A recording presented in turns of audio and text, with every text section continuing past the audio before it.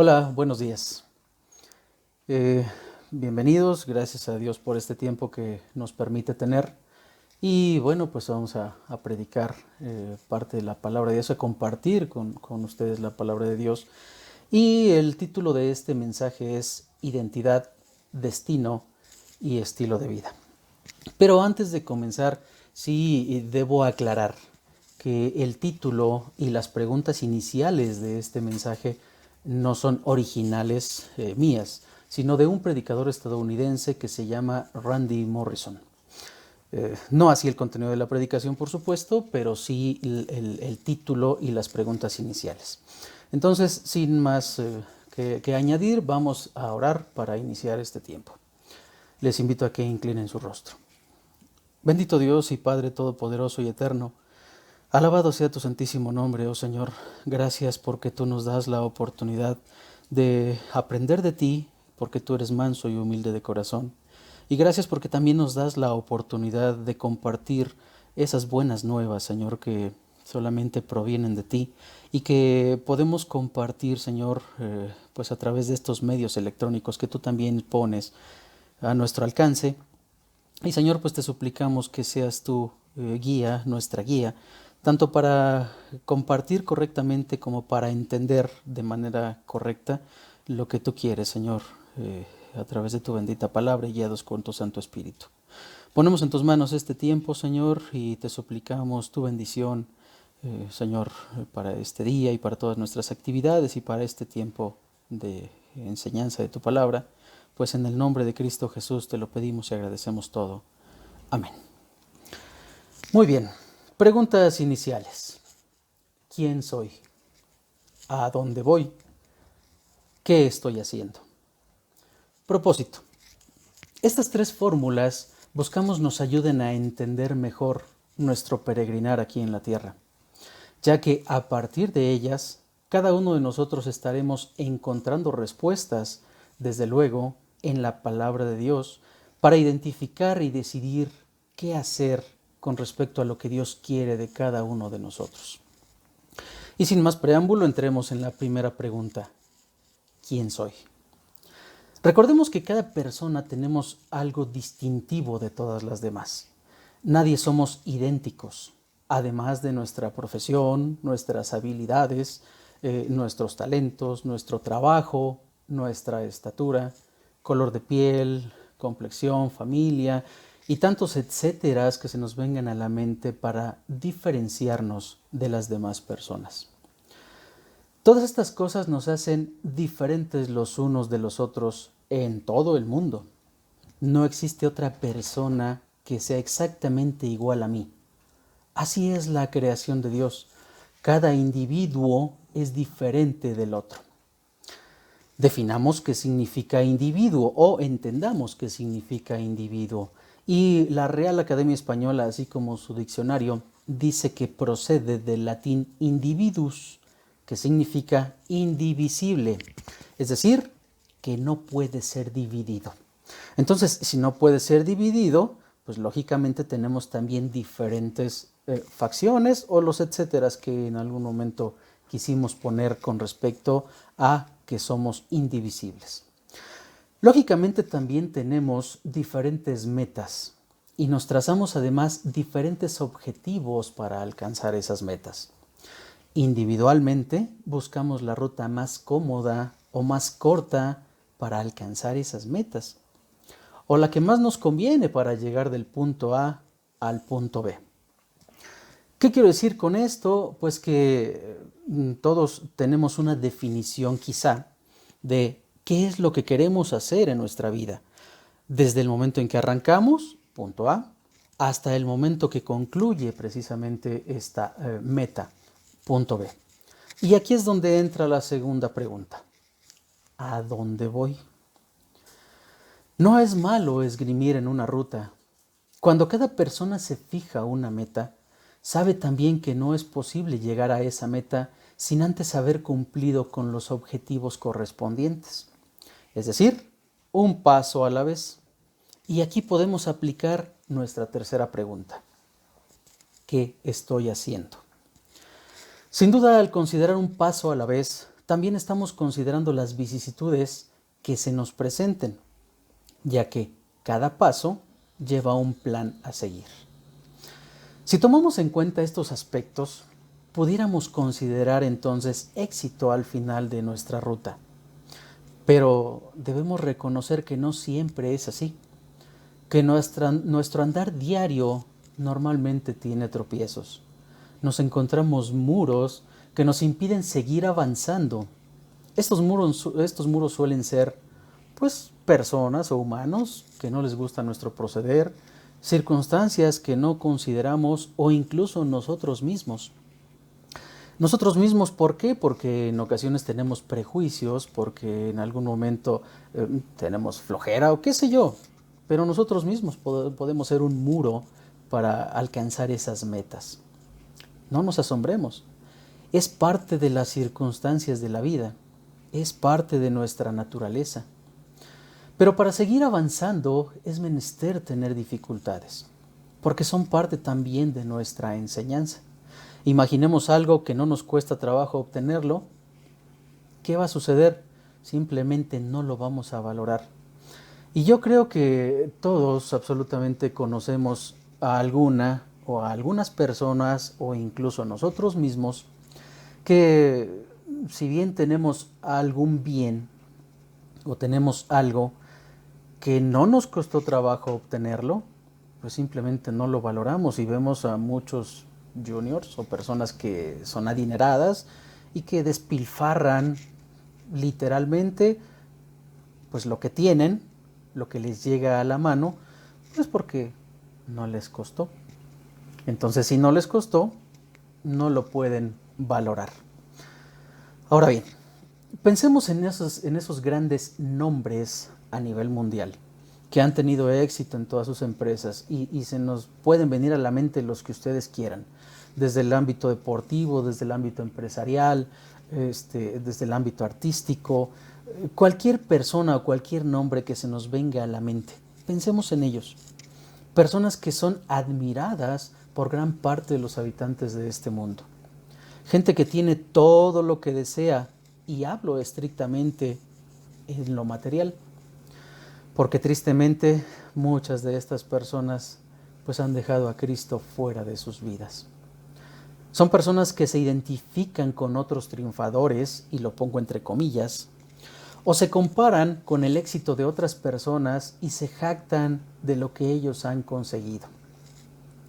Tienen riquezas, honra, poder, voz y voto a nivel mundial, pero repito, muchos de ellos han dejado a Cristo fuera de sus vidas, y esto con tristeza lo podemos decir. Pero también los invito entonces a ver su Biblia, y los invito a que la abran, la tienen a la mano por supuesto. Entonces abran su Biblia en el Santo Evangelio según San Mateo, en el capítulo 6, en el verso 24.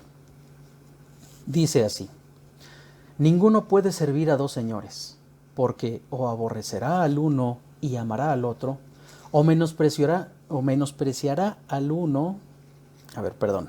Lo repito. Ninguno puede servir a dos señores, porque o aborrecerá al uno y amará al otro, o estimará al uno y menospreciará al otro. No podéis servir a Dios y a las riquezas.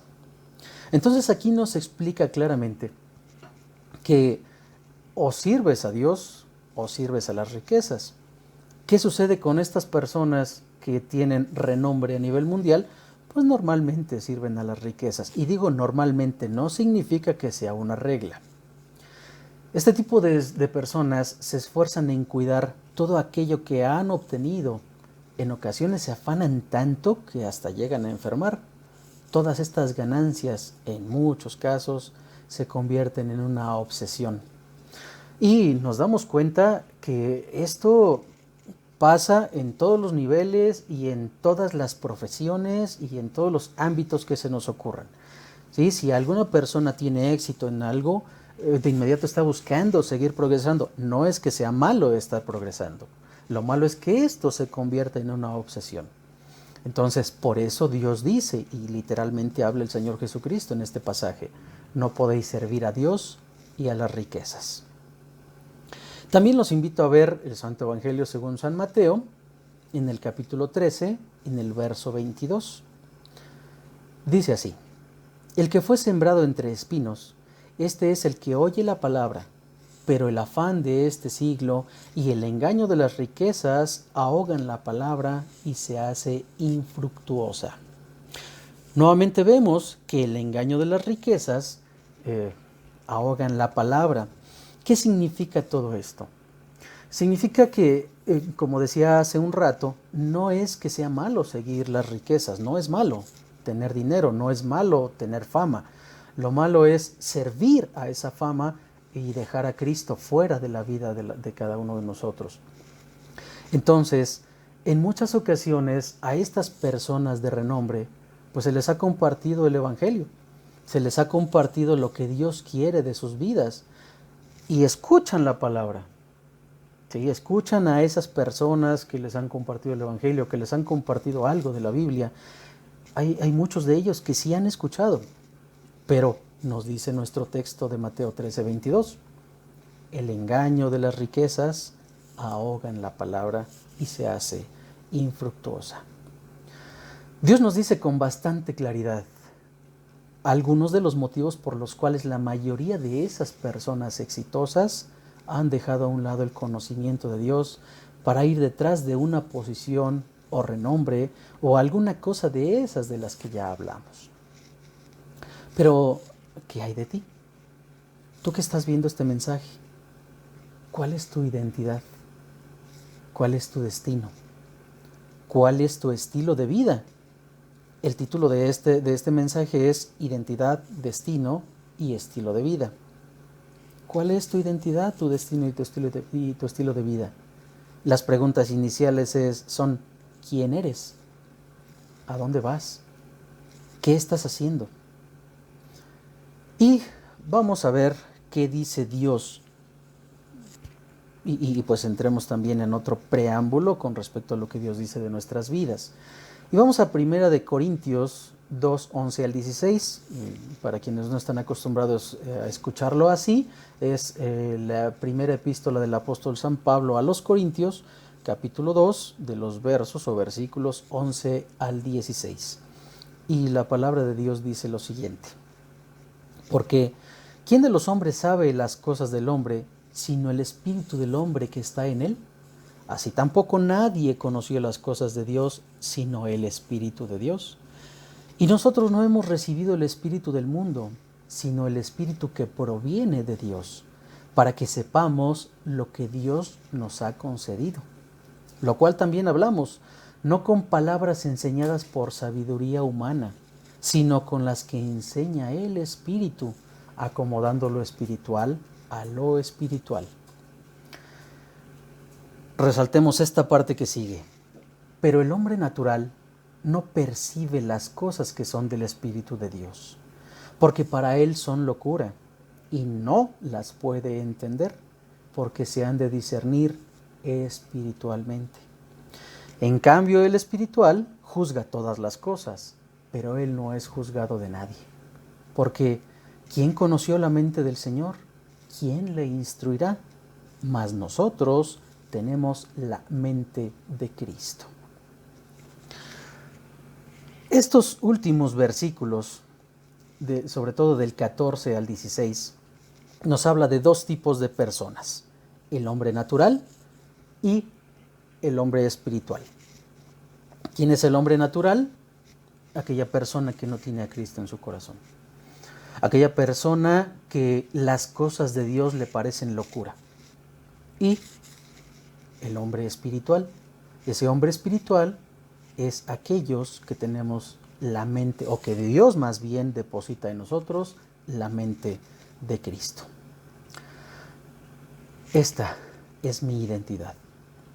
Yo puedo decir que Dios me conoce. Puedo decir con toda la libertad que Dios mismo me da a conocer, por medio de su Santo Espíritu, muchas cosas que para el mundo son locura, ya que me permite entender su bendita palabra y ponerla en práctica. Por eso yo me identifico con Cristo. Dios dice que Él me da esa forma de pensar, la forma de pensar de Cristo, mi Señor. En cuanto a mi destino, también para mí es más que claro, ya que Dios dice en la epístola del apóstol San Pablo a los Romanos, en el capítulo 8, en el versículo 35. ¿Quién nos separará del amor de Cristo? ¿Tribulación o angustia o persecución o hambre o desnudez o peligro o espada? En la misma epístola del apóstol San Pablo a los Romanos, en el mismo capítulo 8, pero ahora los versículos 38 y 39 dice lo siguiente. Por lo cual estoy seguro de que ni la muerte, ni la vida, ni ángeles, ni principados, ni potestades, ni lo presente, ni lo porvenir, ni lo alto, ni lo profundo, ni ninguna otra cosa creada nos podrá separar del amor de Dios, que es en Cristo Jesús, Señor nuestro. Sigamos viendo Romanos, pero ahora el capítulo 6, versículo 22. Mas ahora que habéis sido libertados del pecado y hechos siervos de Dios, tenéis por vuestro fruto la santificación y como fin la vida eterna. Reitero, esta es mi identidad. Este es mi destino. Este es mi estilo de vida. Esto es quién soy. Esto es a dónde voy y es lo que estoy haciendo. Reitero, no es por causa mía, es porque Dios así lo ha determinado y lo ha depositado en mí. ¿Pero qué hay de ti? Permíteme compartir contigo el regalo que Dios da a las personas, a todas las personas. Y considera tu posición, considera tu condición delante de Dios. Antes que nada, precisamente debemos conocer eso. Si nuestra posición es la correcta, bueno, bien por ello. Pero si no es la correcta, ¿cómo lo sabemos? Bien, pues volvamos a la Biblia. Y vamos ahora a la epístola del apóstol San Pablo a los Romanos, capítulo 3, el versículo 23. Y dice, por cuanto todos pecaron y están destituidos de la gloria de Dios. Aquí dice Dios que todos han pecado. ¿Estás incluido tú? ¿Estoy incluido yo? ¿Está incluida toda mi familia? ¿Están incluidas mis amistades? ¿Está incluido todo el mundo?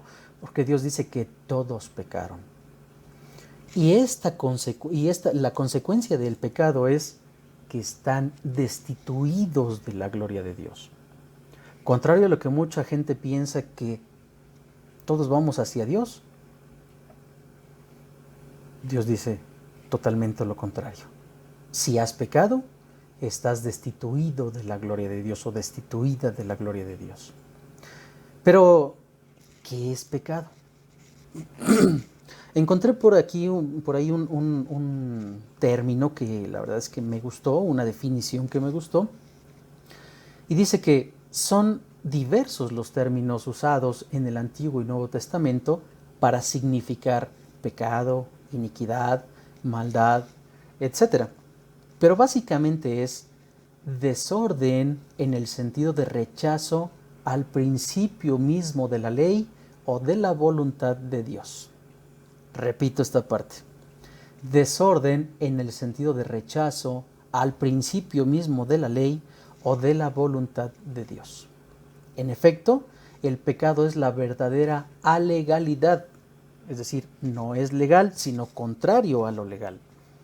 No es la mera infracción de la ley, sino el rechazo de la voluntad de Dios. Es vivir a espaldas de Dios, la disposición mental que lleva a las personas a hacer la propia voluntad en oposición a la voluntad de Dios. Dicho en otras palabras, estás remando contra corriente. Caminas en la dirección equivocada, alejándote tal vez cada vez más y más de Dios. Vamos a ver esto con detalle. Y volvamos a la Biblia. Vamos a ver qué dice Romanos 3:10 al 18. la epístola del apóstol San Pablo a los Romanos, capítulo 3, de los versos o versículos 10 al 18. Dice así: como está escrito, no hay justo ni aun uno, no hay quien entienda, no hay quien busque a Dios. Todos se desviaron, a una se hicieron inútiles. No hay quien haga lo bueno. No hay ni siquiera uno. Sepulcro abierto es su garganta. Con su lengua engañan. Veneno de áspides hay debajo de sus labios. Su boca está llena de maldición y de amargura. Sus pies se apresuran para derramar sangre. Quebranto y desventura hay en sus caminos, y no conocieron camino de paz. No hay temor de Dios delante de sus ojos. Con tristeza te puedo decir que esta es la opinión de Dios para con los hombres, para con su creación.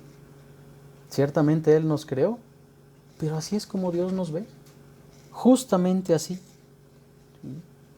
No hay una sola persona que busque a Dios por voluntad propia. No existe. Si Dios no genera esto en las personas, nosotros como seres humanos y por nuestra naturaleza somos incapaces de buscar qué es lo que Dios quiere. Yo creo que a ti que estás viendo este video, en algún momento has tenido alguna circunstancia que te obliga a buscar a Dios. Y tú crees que es la circunstancia o le pides a Dios. Sin embargo, Dios es el que está poniendo esta circunstancia para que tú le busques. Es decir, antes de esta circunstancia, no te interesaba buscar a Dios. Entendemos pues que todos los seres humanos no buscamos a Dios por nuestra cuenta, ya que nuestra naturaleza no nos lo permite, ya que es pecaminosa. Además, Dios mismo se encarga de detallarnos qué cosas estamos haciendo en su contra. Entonces ya vimos que lo que hacemos contra Dios es pecado. Pero, ¿qué es pecado? La Biblia también lo define como las obras de la carne. Y las obras de la carne están redactadas, parte de ellas, en la epístola del apóstol San Pablo a los Gálatas, capítulo 5, de los versículos 19 al 21. Vamos a ver qué dice. Dice: y manifiestas son las obras de la carne, que son adulterio, fornicación, inmundicia, lascivia, idolatría, hechicerías, enemistades, pleitos, celos, iras, contiendas, disensiones, herejías, envidias, homicidios, borracheras, orgías y cosas semejantes a estas, acerca de las cuales os amonesto, como ya os lo he dicho antes, que los que practican tales cosas no heredarán el reino de Dios. Entonces, es dura esta palabra. Notemos que dice que hay cosas semejantes, significa que hay más cosas todavía que puedes o podemos estar practicando, y la condenación es no heredar el reino de Dios. Todos buscamos realmente pues digo, de forma a veces involuntaria o voluntaria, el reino de Dios. Buscamos a veces el tratar de agradar de una u otra forma pues a Dios, sin conocerle o sin conocer estrictamente qué es lo que debemos o qué es lo que no debemos hacer. Sin embargo, si tú practicas estas cosas o cosas semejantes, Dios dice que no heredarás el reino de Dios. Entonces reiteramos, hay cosas semejantes, es decir, otras cosas que también son pecado, y por supuesto nos da la sentencia. Veamos qué más nos dice Dios acerca de esto. Y ahora vamos al último libro de la Biblia, que es Apocalipsis, y vamos a ver el capítulo 21, el verso 8, completando precisamente lo que vimos en Gálatas. Y dice, pero los cobardes e incrédulos, los abominables y homicidas, los fornicarios y hechiceros, los idólatras y todos los mentirosos, tendrán su parte en el lago que arde con fuego y azufre, que es la muerte segunda. Yo creo que nadie quiere ir a un lugar de sufrimiento. Si de por sí las circunstancias de la vida a veces nos hacen sufrir, y he escuchado en muchas ocasiones decir, estoy viviendo un infierno. Bueno, déjame decirte que si tú estás sufriendo esta circunstancia, no tiene ninguna comparación con lo que realmente es el infierno. La Escritura lo define como un lago que arde con fuego y azufre. Imagínate un lugar que esté ardiendo permanentemente en fuego y azufre. Como un complemento, solamente vamos a ir a Apocalipsis 20:14, es decir, el capítulo 20, el versículo 14, del mismo libro de Apocalipsis donde estamos ahora. Y dice, y la muerte y el Hades fueron lanzados al lago de fuego. Esta es la muerte segunda. Si vimos en Apocalipsis 21:8, vimos que define o que culmina con qué es la muerte segunda. Y ahora aquí en Apocalipsis 20:14 dice, esta es la muerte segunda. Vamos a tratar de identificar qué es la muerte segunda o la segunda muerte. Tenemos todos una muerte física, es decir, existen dos tipos de muerte, la muerte física y la muerte espiritual. La muerte física, pues es cuando se cesa de la vida,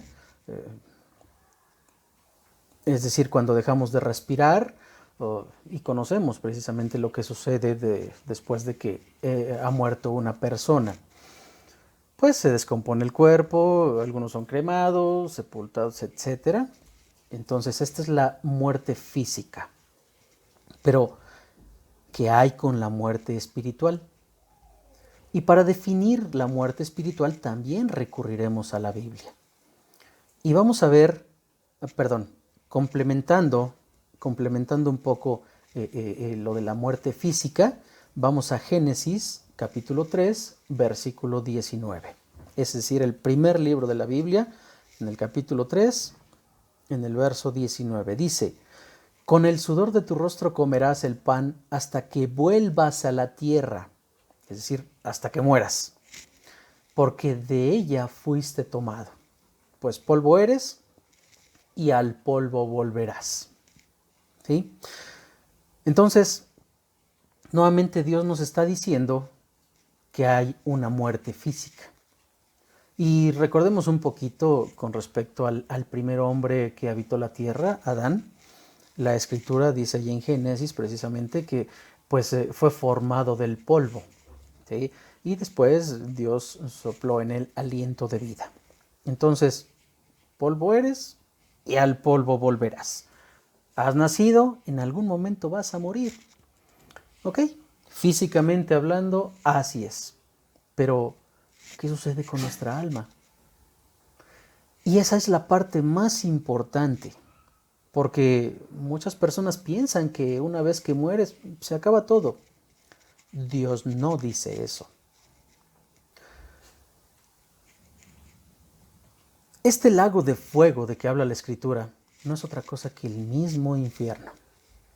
Y me imagino que tú no quieres ir allá. Y nadie quisiéramos ir allá, por supuesto.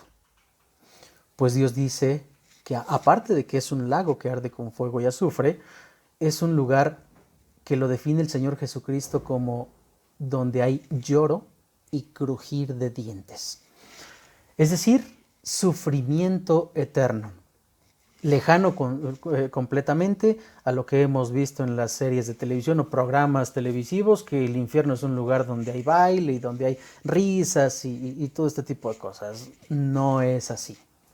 Un lago que arde con fuego y azufre y hay lloro y crujir de dientes es un lugar de tormento.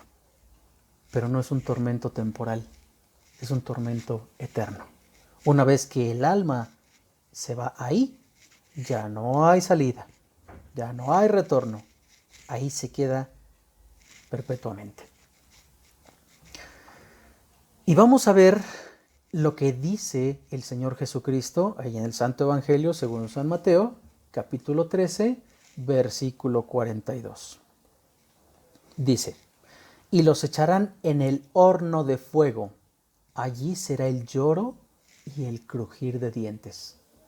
Dios mismo en la persona del Señor Jesucristo lo está diciendo. No lo está inventando una persona, es Dios mismo quien lo dice. Cristo Jesús es el que dice que los echarán en el horno de fuego y allí será el lloro y el crujir de dientes. Allí será el tormento eterno. Entonces, decíamos hace ratito que muchas personas piensan que una vez que mueren las personas, se acaba todo.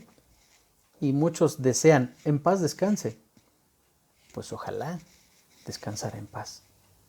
Pero la decisión es personal. Y entonces, precisamente por eso estamos viendo qué dice la Escritura en todo sentido. La Escritura es muy clara porque es la palabra de Dios. Entonces, decíamos que muchas personas dicen que en cuanto sucede la muerte física, allí se acaba todo. Dios dice otra cosa. Él habla que en este lugar las almas de quienes lleguen allí tendrán plena conciencia, y sufrirán de continuo y sin cesar. Como lo sabemos, vamos a ver qué dice también el Señor Jesucristo en el Santo Evangelio según San Lucas, capítulo 13, versículo 28. Y dice: allí será el llanto y el crujir de dientes. Fíjense bien, cuando veáis a Abraham, a Isaac, a Jacob y a todos los profetas en el reino de Dios y vosotros estéis excluidos. Entonces significa que va a haber conciencia. Entonces significa que ese lloro y el crujir de dientes será real. Ese lloro y el crujir de dientes va a ser porque las personas o las almas de esas personas fueron excluidas del reino de Dios. Entonces, al haber conciencia, habrá sufrimiento. No se acaba la vida una vez que ha muerto la persona físicamente. Hay una segunda muerte o una segunda vida. Tú lo decides. Todo esto son las malas noticias de lo que les espera a las personas que deciden voluntariamente darle la espalda a Dios, es decir, quienes practican el pecado, ya que Dios, por ser justo, da a cada quien lo que se merece, precisamente por su justicia. Pero también sabemos que Dios no es cruel. Él no quiere enviar a nadie a ese horrendo sitio, a ese lago que arde con fuego y azufre. Él no quiere eso. Su soberana voluntad es totalmente lo contrario. No enviarte a ese lugar. Entonces, vamos a ver qué dice su bendita palabra en 1 de Timoteo 2 del 3 al 5, es decir, la primera epístola del apóstol San Pablo a Timoteo, en el capítulo 2 de los versículos 3 al 5.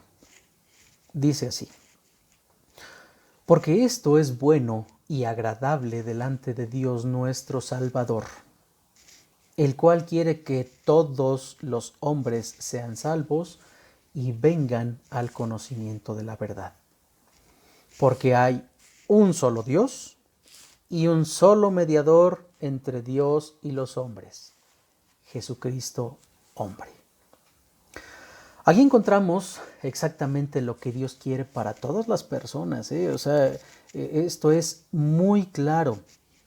Y dice el versículo 3 que Dios es nuestro Salvador en la persona de Jesucristo. Más adelante lo vemos, dice sobre todo el versículo 4, el cual quiere que todos los hombres seamos salvos. ¿Salvos de qué? De ir a ese lugar de tormento eterno. salvos de la condenación, salvos del sufrimiento, salvos del lloro y del crujir de dientes. Eso es lo que Dios quiere, que todos los hombres sean salvos y vengan al conocimiento de la verdad. ¿Dónde encontramos la verdad? En el Señor Jesucristo. ¿Sí? Él mismo dice en Juan 14:6, yo soy el camino y la verdad y la vida. Nadie viene al Padre sino por mí. Entonces, si el Señor Jesucristo es la verdad y Dios, poniéndose como Salvador en la persona de Jesucristo, quiere que todos los hombres sean salvos, después venir al conocimiento de esa verdad. Y el versículo 5 dice, porque hay un solo Dios y un solo mediador entre Dios y los hombres. No hay dos mediadores, ¿sí? No hay varios dioses. Hay un solo Dios y un solo mediador. Y ese mediador se llama Jesucristo. Jesucristo hombre. ¿Y por qué lo dice como Jesucristo hombre? Porque el Señor Jesucristo nació ciertamente de una virgen, estuvo en la tierra durante aproximadamente 33 años, nos enseñó a vivir, ¿sí?, como un ser humano, padeció como un ser humano. Entonces, por eso dice que es Jesucristo hombre. Entonces aquí encontramos exactamente lo que Dios quiere para todas las personas y reiteramos el versículo 4, el cual quiere que todos los hombres sean salvos y vengan al conocimiento de la verdad. Y de inmediato nos da también el medio para ser salvos. Nos presenta el Señor Jesucristo, su enviado a la tierra para enseñarnos a vivir, ya lo dije, para padecer en su cuerpo por nuestros pecados, para morir en la cruz del Calvario y derramar toda su sangre sobre el madero, para ser sepultado y resucitado al tercer día y así dar la vida eterna a quienes le recibimos como único y suficiente Salvador. Todos somos creación de Dios y Dios ama a su creación y la ama de tal forma que fue capaz de entregar a su propio Hijo, a su unigénito, y entregarlo para padecer tantas atrocidades por nosotros, por su creación. Porque Él no quiere que los hombres se pierdan en ese lago de fuego, porque Él no quiere que estés eternamente en el lloro y el crujir de dientes. Entonces, vemos Juan 3:16, un versículo que posiblemente lo conozcas o lo hayas escuchado, el Santo Evangelio según San Juan, capítulo 3, versículo 16. Dice, porque de tal manera amó Dios al mundo, que ha dado a su Hijo unigénito, para que todo aquel que en Él cree no se pierda, mas tenga vida eterna. ¿De qué manera Dios te ama? ¿De qué manera Dios me ama? A la manera de entregar a su Hijo y decir, aquí está el sacrificio perfecto que yo acepto para que ustedes sean salvos, si es que lo reciben, para que no se pierdan, para que tengan vida eterna. Es decir, desde ahí podemos observar que todo lo que tú hagas o dejes de hacer, según tus buenas obras, no tiene validez, sino que, ya lo vimos, precisamente algunos versículos anteriores, versículos antes en 1 Timoteo, en 2:5, hay un solo Dios y un solo mediador entre Dios y los hombres, Jesucristo hombre. Y aquí lo vemos, de tal manera, en Juan 3:16, de tal manera amó Dios al mundo que dio a su Hijo unigénito, para que todo aquel que en Él cree no se pierda, mas tenga vida eterna. Eso es lo que Dios promete, la vida eterna. Pero, ¿cómo entraremos en la vida eterna si estamos contaminados con el pecado? A través de toda la Biblia nos damos cuenta que Dios no tolera el pecado. ¿Y entonces qué hacemos? Si yo sé por los versículos que ya vimos en Gálatas, en Apocalipsis, que soy un pecador. En el libro de Romanos también lo vimos. Somos pecadores y practicamos el pecado. Y si Dios no tolera el pecado, dice que no heredaremos el reino de Dios, dice que iremos al lago de fuego. ¿Qué hacemos? Por un lado, Dios me está diciendo que soy pecador y que no puedo entrar a su reino, pero por otro lado, me da la buena noticia de que el Señor Jesucristo es el mediador entre Dios y los hombres y quien nos puede dar entrada a ese reino, porque nos promete la vida eterna. Esto contrario a lo que en Apocalipsis dice de la segunda muerte. Aquí entonces sería una segunda vida, la vida que estás o que estamos viviendo física, y entonces la vida eterna, que sería la segunda vida. ¿Ok? Ya sabemos que somos pecadores, puesto que vimos con detalle todo este asunto, lo cual significa que ya no tenemos pretexto delante de Dios como para decirle: es que yo no sabía que es agradable delante de ti, yo no sabía qué es lo que quieres. Todos sabemos que existen las Escrituras. Y también ahí en Timoteo dice que desde la niñez has sabido las Sagradas Escrituras, las cuales te pueden hacer sabio para la salvación por la fe que es en Cristo Jesús. Toda la Escritura es inspirada por Dios y útil para enseñar, para redarguir, para corregir, para instruir en justicia. Entonces, todos sabemos que existe la Biblia. Todos sabemos que es la palabra de Dios.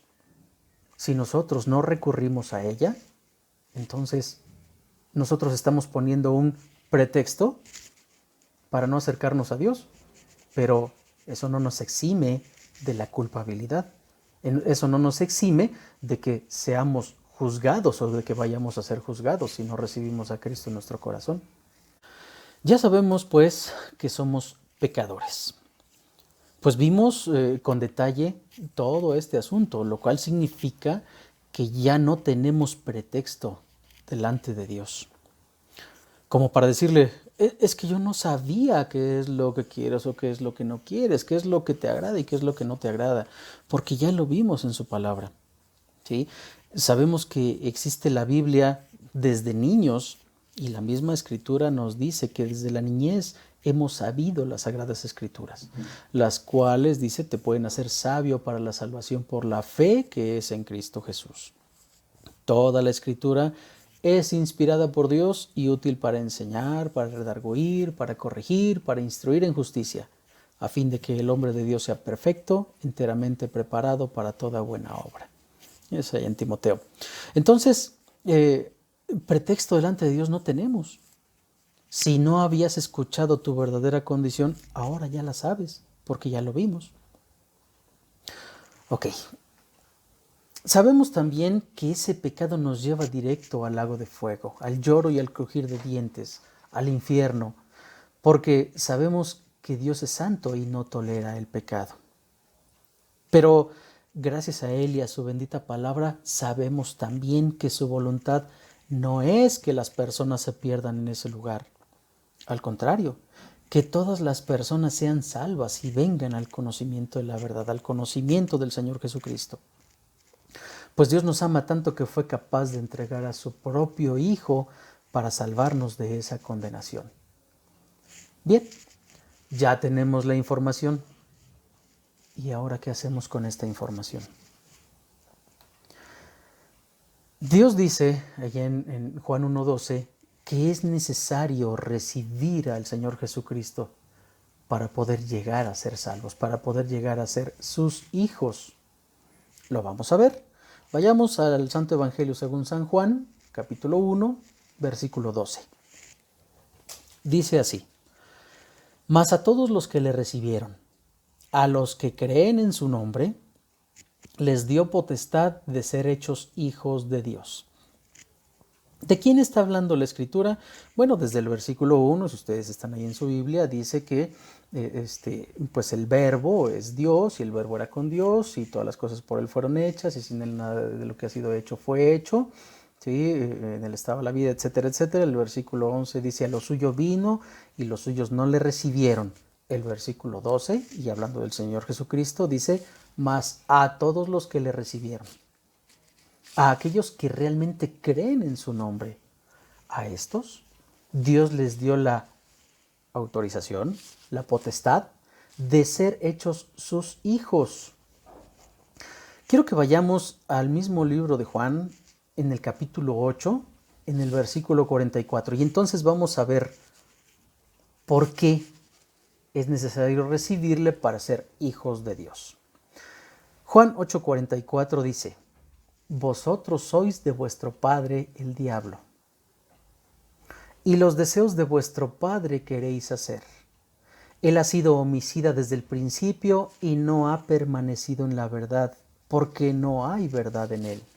Cuando habla mentira, de suyo habla, porque es mentiroso y padre de mentira. ¿A quién les estaba diciendo esto el mismo Señor Jesucristo? A los escribas y fariseos. Y aún les dice hipócritas. Aquellas personas que se decían doctos en la ley. Aquellas personas que conocían la ley de Piapa. La conocían casi como la palma de su mano. A ellos les estaba diciendo: ustedes son de su padre el diablo. Porque ellos le refutaban: nuestro padre es Abraham o Abraham. ¿Sí?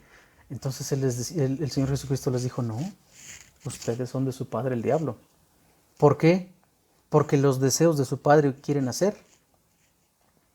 Él ha sido homicida desde el principio y no ha permanecido en la verdad.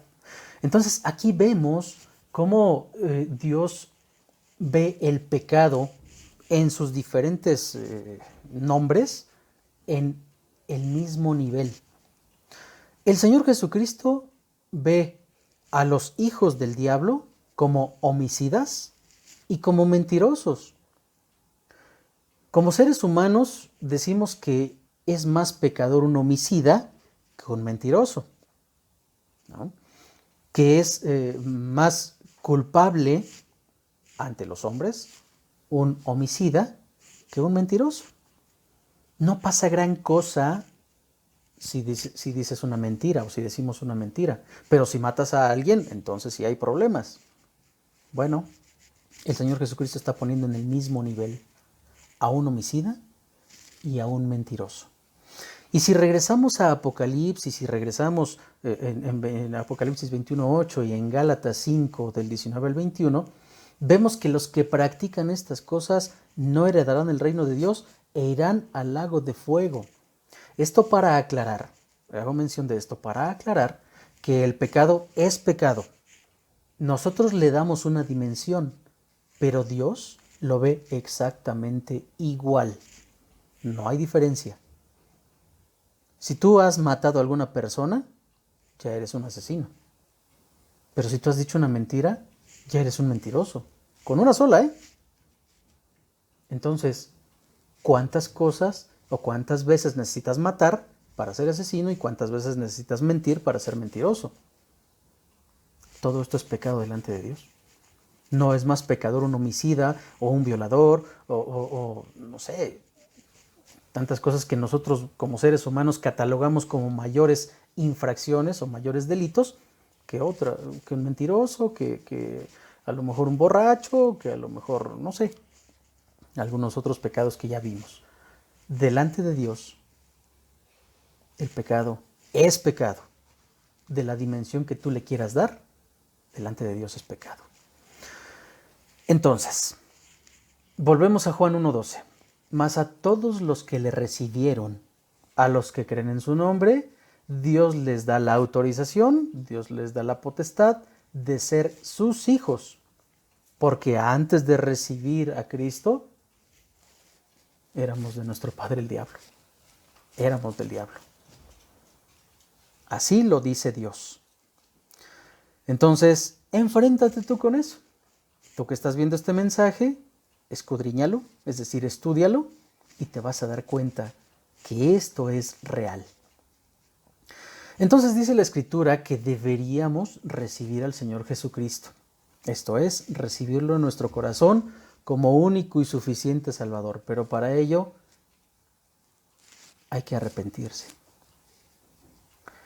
Y vamos al libro de los Hechos, en el capítulo 3, del versículo 19. dice que, así que, arrepentíos y convertíos, para que sean borrados vuestros pecados, para que vengan de la presencia del Señor tiempos de refrigerio.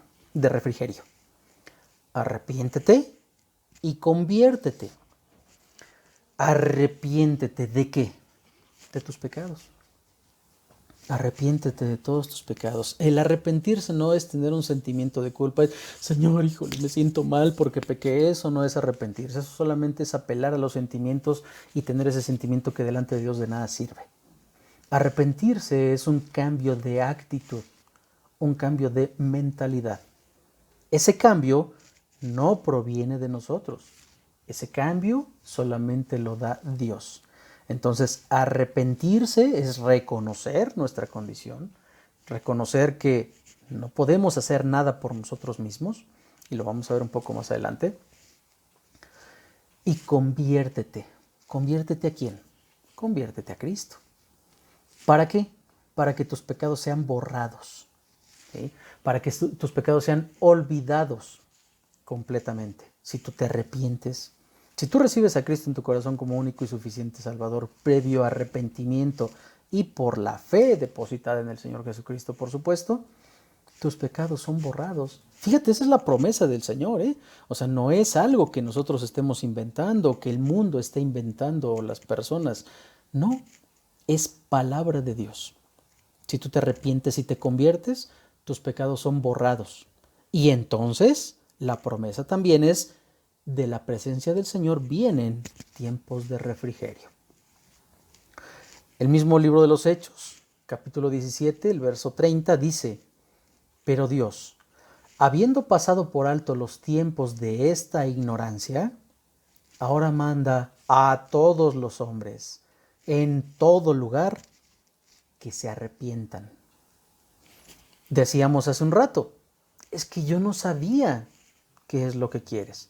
Bueno, Dios nos da esa oportunidad. Está bien, estoy de acuerdo contigo. No sabías, pero ahora ya sabes. ¿Sí? Yo paso por alto, dice Dios, los tiempos de tu ignorancia. Ya no los tomo en cuenta. Pero arrepiéntete y conviértete para que esos pecados sean borrados, para que entonces yo te dé tiempos de refrigerio. Eso es lo que Dios dice. Ok, ¿ya te arrepentiste? ¿Ya sabes qué es el arrepentimiento? Ahora es tiempo de recibir al Señor Jesucristo. ¿Cómo se hace esto? En una sencilla oración, pero esta sencilla oración debe provenir del corazón, de lo más profundo de tu corazón. ¿Sí? Ya sabes entonces que eres pecador, ya sabes que ese pecado te condena, ya sabes que Dios te ama, ya sabes que Él dio el sacrificio perfecto en la persona del Señor Jesucristo, ofreció a su Hijo para padecer, para morir, para ser sepultado y para resucitar al tercer día. Previo a esto, derramó toda su sangre por causa de tu pecado y el mío. Ya lo sabes. Ya sabes también que es necesario recibirle en tu corazón como único y suficiente Salvador para poder llegar a la vida eterna. Es necesario también depositar nuestra fe en el Señor Jesucristo, es decir, nuestra confianza. Hay muchos pasajes que hablan de la fe. Y la fe no es otra cosa más que, si Dios lo dice, yo lo creo, yo lo asumo como algo real, yo lo asumo que es verdadero, porque aparte está escrito. Entonces, la fe es eso, creerle a Dios. ¿Ok? Ya sabes que hay que recibirle, y te decía hace un momento que con una sencilla oración. Pero vamos a ver qué dice la epístola del apóstol San Pablo a los Romanos en el capítulo 10 de los versículos 8 al 11. Mas, ¿qué dice? Cerca de ti está la palabra, en tu boca y en tu corazón. Esta es la palabra de fe que predicamos. Que si confesares con tu boca que Jesús es el Señor, y creyeres en tu corazón que Dios le levantó de los muertos, serás salvo. Porque con el corazón se cree para justicia, pero con la boca se confiesa para salvación. Pues la Escritura dice, todo aquel que en él creyere, no será avergonzado. Muy bien, ya que tienes toda esta información, ¿qué te parece si hacemos una oración juntos? Ahí donde tú estás, en la comodidad de tu hogar o en el lugar donde tú estés y que estés viendo este mensaje. Reconoce tu verdadera condición delante de Dios. Reconoce que eres pecador y que tú solo no te puedes salvar, tú sola no te puedes salvar. Reconoce que tu naturaleza y la mía son pecaminosas. Reconoce que Dios te ama, Dios nos ama y ha enviado al Señor Jesucristo para pagar por tus pecados y los míos. Reconoce que no quieres ir a ese lugar de tormento eterno, al lloro y al crujir de dientes, al lago de fuego, al infierno. Arrepiéntete. Créele al Señor Jesucristo. El versículo, uno de los versículos que acabamos de ver ahorita, dice, esta es la palabra de fe que predicamos, el versículo 8 de Romanos 10. Esta es la palabra de confianza que predicamos. Si tú lo confiesas con tu boca, si tú lo crees en tu corazón, ¿crees realmente que Dios levantó al Señor Jesucristo de los muertos? ¿Le entregas tu vida al Señor Jesucristo? ¿Le recibes como único y suficiente Salvador, como ya lo vimos en Juan 1:12? Previo arrepentimiento, entonces Dios te ofrece la vida eterna, la salvación. Muy bien, entonces te invito a que hagamos una oración, a que inclines tu rostro, a que procures no tener ninguna distracción, cierres tus ojos y te concentres en esto que vamos a decirle a Dios. Señor Dios eterno, gracias te doy. Gracias porque tú me has hecho ver mi verdadera condición delante de ti. Gracias porque a pesar de mi ignorancia, tú pasas por alto esos tiempos de la ignorancia y ahora me has convencido de pecado, de justicia y de juicio. Yo no sabía que era pecador, pecadora. Yo me imaginaba que mi vida estaba bien. Yo me imaginaba que si no le hacía daño a nadie, tampoco le hacía bien. Simple y sencillamente no me metía con las personas y pues esto para mí delante de ti era bueno. Pero con tristeza puedo ver que realmente no estoy bien delante de ti. Que soy pecador, que soy pecadora, que hay muchas cosas que he hecho y que practico y que esto me condena. Dios, yo no quiero ir al infierno. Yo no quiero ir a ese lugar de lloro y de crujir de dientes. Yo no quiero eso. Yo quiero estar en tu presencia el día que yo muera. Que mi alma se vaya a tu presencia. Para ello, Dios, tú me dices que he de recibirte en la persona del Señor Jesucristo como único y suficiente Salvador. Por lo tanto, yo me arrepiento en este momento de todo lo que he pecado contra ti. Me arrepiento de haberte dado la espalda. Me arrepiento de ir en contra de tu voluntad. Me arrepiento de pecar. Y te ruego, pues que tú entres a morar en mi corazón, porque te recibo como único y suficiente Salvador a ti en la persona del Señor Jesucristo. Así tú lo dices. Por lo tanto, abro la puerta de mi corazón para que tú entres a morar en él. Recibo, pues, a Cristo Jesús en mi corazón como único y suficiente Salvador. Gracias por esta oportunidad que tú me das. Gracias por la oportunidad que tú me diste de ir a la salvación. Yo sé que no es por mí ni por mis obras, sino por tu misericordia, por tu gran amor. Gracias, pues, en el bendito nombre del Señor Jesucristo. Amén. Pues bien, si el Señor Jesucristo, si Dios te ha convencido de pecado, de justicia y de juicio, perfecto. Ahora ya tienes la salvación. Pero ¿qué crees? Que no solamente es eso, hay buenas noticias aparte, más buenas noticias. Dios dice en su palabra que hay fiesta en el cielo por ti que te has arrepentido. Por ti que has recibido a Cristo Jesús en tu corazón como único y suficiente Salvador.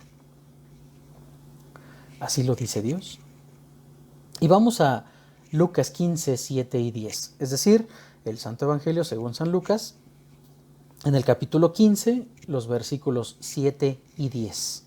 Solamente esos dos versículos. Y dice así: Os digo que así habrá más gozo en el cielo por un pecador que se arrepiente que por 99 justos que no necesitan de arrepentimiento. Imagínate, hay fiesta en el cielo por ti que te has arrepentido. Porque hay muchas personas, ¿sí?, que dicen que no necesitan arrepentirse. Entonces, aquellas personas se piensan justas y por lo tanto no son salvas. Y se piensan justas por su propia justicia, no por la justicia de Dios. No porque Dios les haya convencido de pecado, de justicia y de juicio, sino por su proceder en el mundo. Entonces hay más gozo en el cielo por un pecador que se arrepiente que por 99 justos que no necesitan de arrepentir. Y el versículo 10 dice: Así os digo que hay gozo delante de los ángeles de Dios por un pecador que se arrepiente. Entonces imagínate, si tenemos gozo por ti que te has arrepentido, en el cielo hay fiesta por ti, precisamente. Hay gozo delante de los ángeles de Dios por ti que te arrepentiste. Muy bien. Felicitaciones. A partir de este momento ya tienes una identidad. Pues Dios te identifica como su hija, como su hijo. Tu destino es la vida eterna, en el cielo, en la presencia de Dios. Y con la guía de Dios, tu estilo de vida será conforme a su soberana voluntad. Si te preguntas, ¿quién soy?, con toda certeza dirás, un hijo de Dios. Porque por su misericordia fui curado. No fue por mis obras. Y vamos a ver esto, y vamos al libro de Isaías 53:5 y después iremos a Efesios 2, 8 y 9. Primero vamos a Isaías 53:5. Dice: Mas el herido fue por nuestras rebeliones, molido por nuestros pecados, y el castigo de nuestra paz fue sobre él, y por su llaga fuimos nosotros curados. Y está hablando estrictamente del Señor Jesucristo. Fue molido por nuestras rebeliones, herido por nuestras rebeliones, molido por nuestros pecados. El castigo de nuestra paz cayó sobre él. Pero hemos sido curados precisamente por su llaga. No es nuestro esfuerzo, en ninguna forma. Y vamos a ver qué dice la epístola del apóstol San Pablo a los Efesios, en el capítulo 2, los versículos 8 y 9. Dice así: Porque por gracia sois salvos, por medio de la fe. Y esto no de vosotros, pues es don de Dios, no por obras, para que nadie se gloríe. Entonces, la gracia es un regalo inmerecido, que solamente proviene de Dios, es un regalo que Dios nos da, ¿sí? Entonces, por gracia somos salvos, por medio de que de que depositamos nuestra fe, nuestra confianza en el Señor Jesucristo. Esto no proviene de nosotros, es algo que Dios nos dio y no fue por obras. Es decir, tú no tuviste que ayudarle a la viejita a cruzar la calle, al viejito a subirse a su coche. No. Solamente por medio de la fe, por medio del arrepentimiento, por medio de reconocer tu condición de pecador y de recibir, por supuesto, a Cristo Jesús en tu corazón como único y suficiente Salvador. Esto para que nadie tenga de qué gloriarse. ¿Sí? Si te preguntas, ¿a dónde voy?, con toda certeza dirás, a la presencia del Señor, a la presencia de Dios. Voy a la vida eterna. Y vamos a sustentar esto con la misma escritura. Y vamos a la primera carta a Juan, capítulo 5, de los versículos 11 al 13. Es decir, de los últimos libros de la Biblia, primera de Juan 5, del 11 al 13. Entonces dice así la Escritura: y este es el testimonio, que Dios nos ha dado vida eterna, y esta vida está en su Hijo. El que tiene al Hijo, tiene la vida. El que no tiene al Hijo de Dios, no tiene la vida. Estas cosas os he escrito a vosotros, que creéis en el nombre del Hijo de Dios, para que sepáis que tenéis vida eterna, y para que creáis en el nombre del Hijo de Dios. Entonces la promesa ahí está, y Dios mismo la da. ¿Sí? No es algo que nos estemos sacando de la manga, no en lo absoluto. Es promesa de Dios, es palabra de Dios. Si tú realmente le has entregado tu vida a Cristo, Él te da la vida eterna. ¿Sí? Ya te la da. Si te preguntas, ¿qué estoy haciendo? Con toda certeza dirás, nada. Solo obedezco a Dios y me guía para tener comunión con Él, guiado por su Santo Espíritu a través de su bendita palabra. Vamos a ver qué dice los Salmos, el libro de los Salmos, capítulo 73, de los versículos 24 al 28. Dice así: me has guiado según tu consejo, y después me recibirás en gloria. ¿A quién tengo yo en los cielos sino a ti? Y fuera de ti, nada deseo en la tierra. Mi carne y mi corazón desfallecen, mas la roca de mi corazón y mi porción es Dios para siempre. Porque he aquí, los que se alejan de ti perecerán. Tú destruirás a todo aquel que de ti se aparta. Pero en cuanto a mí, el acercarme a Dios es el bien. He puesto en Jehová el Señor mi esperanza, para contar todas tus obras. ¡Qué bendición! De verdad que es reconfortante el escuchar de Dios todas estas palabras, porque entonces nuestra seguridad se afirma, porque no es puesta en nuestra confianza, sino en Dios mismo. Vamos a ver qué dice la epístola del apóstol San Pablo a los Efesios, el capítulo 1, de los versículos 13 y 14. Dice así: en él también vosotros, habiendo oído la palabra de verdad, el evangelio de vuestra salvación, y habiendo creído en él, fuisteis sellados con el Espíritu Santo de la promesa, que es las arras de nuestra herencia, hasta la redención de la posesión adquirida para alabanza de su gloria. ¿Qué significa todo esto? Que nosotros ya estamos marcados, ya fuimos marcados, sellados por el Espíritu Santo, porque creímos en Él, porque le reconocimos, porque reconocimos que solamente de Dios viene la salvación. Fuimos sellados de la promesa hasta la redención, es decir, hasta que seamos redimidos, hasta que seamos llevados a su presencia. Ya después platicaremos con respecto al arrebatamiento, los eventos por venir, etc. Pero mientras tanto, por la misericordia de Dios, ¿sí? Hemos sido salvos, solamente por la misericordia de Dios. Bien, pues vamos a concluir. Ahora que ya tienes una identidad, ya tienes un destino, comienza a practicar ese estilo de vida conforme a la voluntad de Dios, ese estilo de vida que agrade a Dios y no a los hombres, ya que llevando a cabo ello, quienes te rodean sabrán quién eres. Les darás testimonio por tu comportamiento de ¿a dónde vas? Y entenderán que lo que estás haciendo no es por tu propio esfuerzo, sino por la voluntad de Dios. No busques agradar al mundo. Ni busques compararte con esas personas exitosas, ya que tú tienes una vida segura allá en los cielos. ¿Sí? Esa es la conclusión. Vamos a orar para finalizar este mensaje, pero no sin antes aprovechar este tiempo para felicitar a todas las mamás hoy en su día. Muchas felicidades, el Señor les bendiga y les guarde, en verdad sean sabias en sus casas, para con sus maridos, para con sus hijas e hijos, y muchas felicidades y gracias a Dios por la vida de cada una de ustedes, porque Dios les ha permitido esa grande bendición, tener hijos. Y todos venimos de una madre. Entonces, felicidades.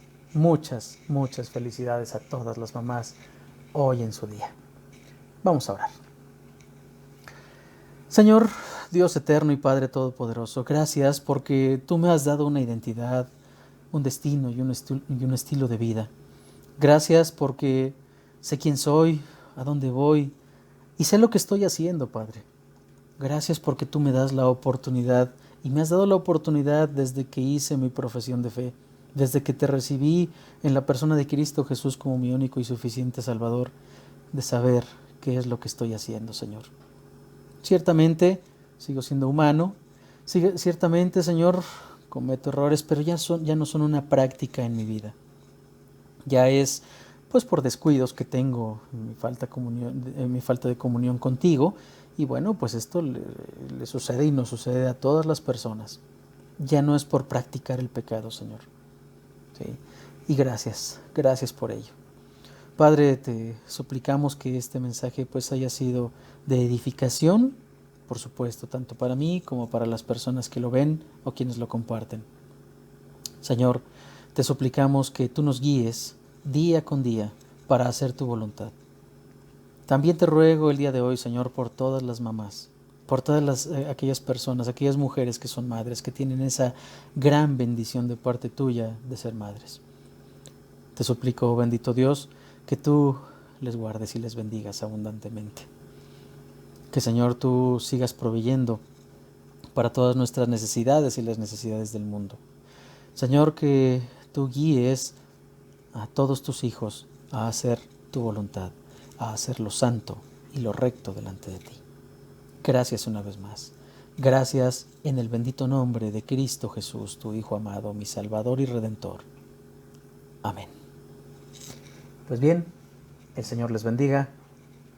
Muy, muy buenas tardes.